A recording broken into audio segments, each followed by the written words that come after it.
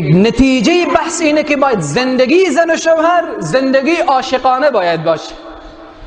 برمیگردیم به زندگی محمد و رسول الله صلی الله علیه و سلم که زندگی عاشقانه داشتن.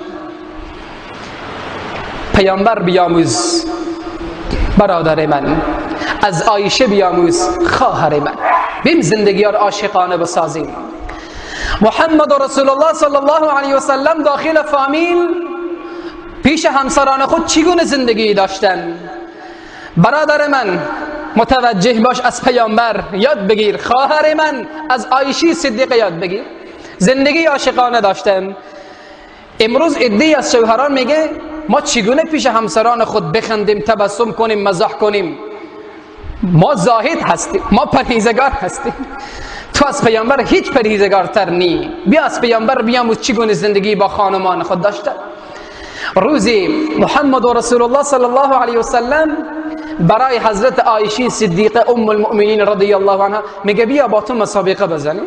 مسابقه دوش اسلام دیده بازیه، در اسلام تعصب وجود نداره. من با همسر خود مسابقه دوش نی، استغفر الله، گناهکار میشم. محمد و رسول الله میگه عایشه بیا با تو مسابقه دوش بزنیم. حدیث مبارکه هست. محمد و رسول الله با عایشه صدیقه مسابقه میزنن. خوشبختانه بگویم یا متاسفانه در اینجا عایشه صدیقه رضی الله تعالی عنها مسابقه را از پیامبر اکرم صلی الله علیه و سلم میبرد و جلو میشه عایشه صدیقه رضی الله عنها از پیامبر علیه الصلاة و السلام. حالا پیامبر علیه الصلاة و السلام دیگه مغلوب شدن، در اینجا شکست خوردن. مسابقه را عایشه صدیقه برده. بعد پیامبر علیه الصلاة و السلام مقدار گوشت برای حضرت عایشه صدیقه میدن. مدتی که میگذره عایشه صدیقه مادر ما چاق میشه و تفربه میشه. پیامبر علیه الصلاة و السلام میگه عایشه مسابقه نمیزنی؟ زندگی محمد و رسول الله صلی الله علیه و سلم، مسابقه نمیزنی؟ من آماده ام. مسابقه میزنن. در اینجا پیامبر علیه الصلاة و السلام از حضرت عایشه صدیقه مسابقه میبره. بعد پیامبر نازنین رحمت للعالمین چی میگه؟ هذه بتلک، این با آن سر به سر عایشه صدیقه. این رفتار محمد و رسول الله سید آدمیان محمد و رسول الله صلی الله علیه و سلم داخل فامیل هست. در بین پیامبر علیه الصلاة و السلام و عایشه صدیقه اختلاف جزئی پیش می آید. اختلافایی که داخل خانه هست گپ به طلاق کشانده میشه، اختلاف جزئی. ولی پیامبر چه کار میکنه؟ میگه عایشه اختلافی که در ما بین ما تو هست چی کسی حل نمایه، چی کسی قاضی شود؟ عایشه صدیقه فکر میکنه، میگه پدرمه حضرت ابوبکر صدیق طرفداری از من عایشه میکنه، باشه من پدر خود را بگویم تا پدرم بیاید طرفداری از من عایشه بکنه. عایشه صدیقه میگه ابوبکر صدیق پدر من باید قاضی قرار بگیره، اختلاف در ما بین ما و شما حل بکنه. پیامبر علیه الصلاة و السلام رحمت للعالمین ابوبکر صدیق میخواند. ابوبکر میآید میگه ابوبکر در ما بین ما و عایشه دختر تو اختلاف جزئی پیش آمده، اختلاف را حل بکن. در این هنگام ببینید عزیزان من اخلاق پیامبر صلی الله علیه و سلم را. عایشه میگه پیامبر صلی الله علیه و سلم بگو، هر چی میگی بگو، جز حق چیزی نگو. ابوبکر صدیق خشمگین میشه، چرا عایشه چنین حرف میزنه؟ آیا مگر پیامبر غیر از حق هم چیزی میگه؟ در این هنگام ابوبکر به عنوان قاضی آمده، به عنوان این آمده که این مسئله رو حل بکنه، جنجال رو از بین ببره، جنجال رو بیشتر میکنه. چه کار میکنه؟ دنبال عایشه میره تا عایشه رو بزنه. عایشه صدیقه ببینید با پیامبر جنجال کرده، عایشه میره پشت سر پیغمبر علیه السلام پنهان میشه.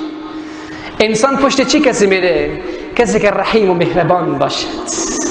عایشه پشت سر پیامبر پنهان میشه. ابوبکر پدرش هست.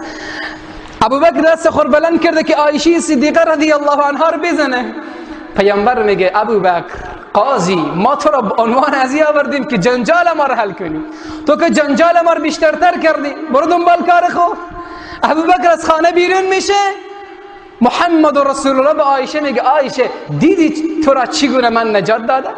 همال جلوتر جنجال بود. ناگه ابوبکر میآید میگه پیامبر فدای تو شوم، در جنجال خود ابوبکر را شریک کردید. در عشق خود ابوبکر شریک نمایید. این اخلاق محمد رسول الله صلی الله علیه و سلم رحمت للعالمین. چنین شخصی باش، چنین شخصی باش مثل پیامبر. چگونه اخلاق داشت؟ امروز در بین خانواده چیه؟ غیر از غم و درد و رنج چیز دیگری وجود نداره. پدر، برادر، آیا اخلاق محمد رسول الله در بین ما و شما هست؟ خواهر، اخلاق عایشه هست؟ زندگی عاشقانه داری؟ مسلمان 4 روز عروسی کرده وقت طلاق داده. کو زندگی عاشقانه؟ یک قضیه دیگر رو بیان میکنم، وقت من گذشت، صحبت را اتمام میرسانم. عایشه صدیقه رضی الله تعالی عنها پیش پیامبر علیه السلام میآید، میگه ای پیامبر، میدانم که مرا دوست داری از همه همسران خود، باید این گپ پر به جلب همه همسران خود بگویی که من عایشه را از همه بیشترتر دوست دارم. حالا کنه میشه پیامبر علیه السلام به جلب همه همسران بگن، دل آنها میشکنه. ولی ببین اخلاق پیامبر علیه السلام را، میگه مشکل نداره، خوب هر چی که تو بخواهی چنین میکنه. پیامبر علیه السلام 1 درهم و 1 پول به دست عایشه صدیقه میدن، میگن هر وقت گفتم من زنی را از همه بیشتر دوست دارم که درهم به او دادم، دست خور بلند کن، همه همسران میبینن. خوب کاریه. ولی رحمت للعالمین چه کار میکنه؟ در این هنگام همه همسران خود به خانه ایشان بدون از اینکه بگه من دست فلانی درهم میدادم، به دست هر همسر درهم میده. به دست عایشه 1 درهم، باز میده به خانه فلانی، به دست ازو درهم، به همین ترتیب همه همسران جمع میشن. عایشه صدیقه بسیار خوشحاله که امروز دیگه به اصطلاح من واضح‌تر بگم انباقها داخل خانه چنین حالتی دارن، سام انباق دیگر میگیرن. به همین ترتیب پیامبر امروز نام ما بلند میسازه. محمد رسول الله همسران خود جمع میکنه. حالا پیامبر به دست هر زن 1 درهم داده. بعد عایشه میگه یا رسول الله، حالا بگو کدام زن خود را از همه بیشترتر دوست داری؟ محمد رسول الله میگه زنی که به دستش درهم دادم. هر زنی که من به دستش درهم دادم دست خود را بلند کنه، من او را از همه بیشترتر دوست دارم. عایشه دستش از همه بلندتره، پشت سر خود نگاه میکنه که دست همه همسران بلنده. این اخلاق محمد رسول الله صلی الله علیه و سلم. بیایید برادران من، خواهران من، زندگی عاشقانه داشته باشیم. ولی امروز چرا زندگی ما چنین حالت شده؟ امروز من مشخص نمی کنم، به خاطر که شاید مشکلی پیش بیایه. یک جوانی برای من تماس گرفت. امروز ساعت 11 بجه بود، یک جوان تماس گرفت. من یک بار دیگر پیرامون ازدواج‌های اجباری صحبت کردم، ولی باز هم از این جریانات تماس گرفتن و برای بنده گفتن بیان کنید که به فکر بیاین و متوجه شوند. پدر و مادر به فکر بیاین. چه کار شده؟ دختر را اجباراً به نکاح دادن. گفته من نمیخواهم فلانی، من فلانی رو میخواهم.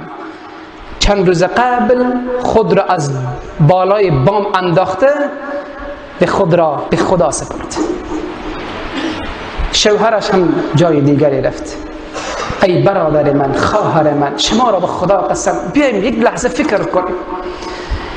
خواهر میگه برادر من فلانی رو انتخاب کردم. خواهر تو برای خود نگیر.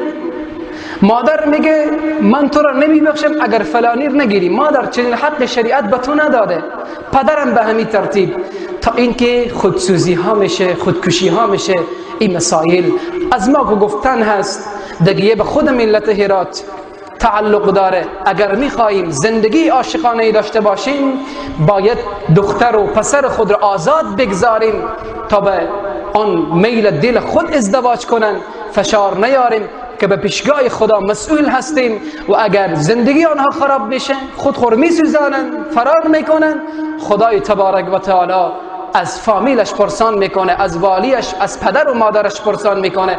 امیدواریم که این موضوعات را متوجه شده باشیم.